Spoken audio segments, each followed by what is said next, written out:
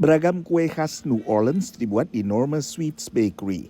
Untuk membuat adonannya perlu banyak telur. Dengan lonjakan harga telur akibat perbakan flu burung di antara ayam petelur, manajer toko roti ini terpaksa menaikkan harga sambil mengorbankan sedikit laba. We trying to not jump our price up because I know this is something that's just a temporary problem, but it's almost we need help paying for these eggs. Selain harga telur, inflasi secara umum menunjukkan peningkatan. Data terkini dari Departemen Tenaga Kerja AS menunjukkan indeks harga konsumen meningkat 3% dibandingkan tahun sebelumnya. This weekend I saw so many news stories about the eggs and the price of eggs and what's going on there. If you look across the board at all sorts of food and those sorts of inputs, it's a challenge. Inflasi terangkat harga bensin dan bahan makanan. I have to cut back.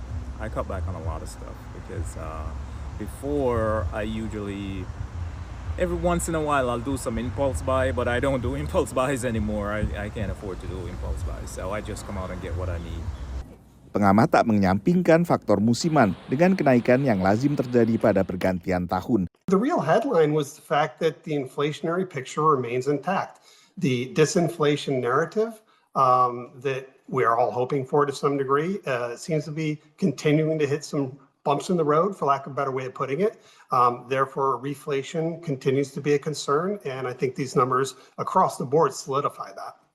Terbitnya data Depnaker bersama dengan kesaksian hari kedua Kepala Federal Reserve atau Bank Sentral AS, Jerome Powell di Kongres. Powell menekankan kesiapan The Fed mempertahankan kebijakan restriktif. The headline and the data continue to indicate that inflation is manageable.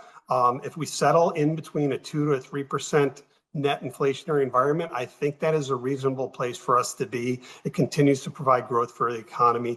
I think it continues to spur a decent equity market. And I think we're in a higher for longer interest rate period. The Fed telah 11 kali menaikkan suku bunga sejak awal 2022 saat inflasi sempat melampaui 9% sebelum akhirnya menurunkan kembali pada akhir 2024 dengan relatif terkendalinya inflasi.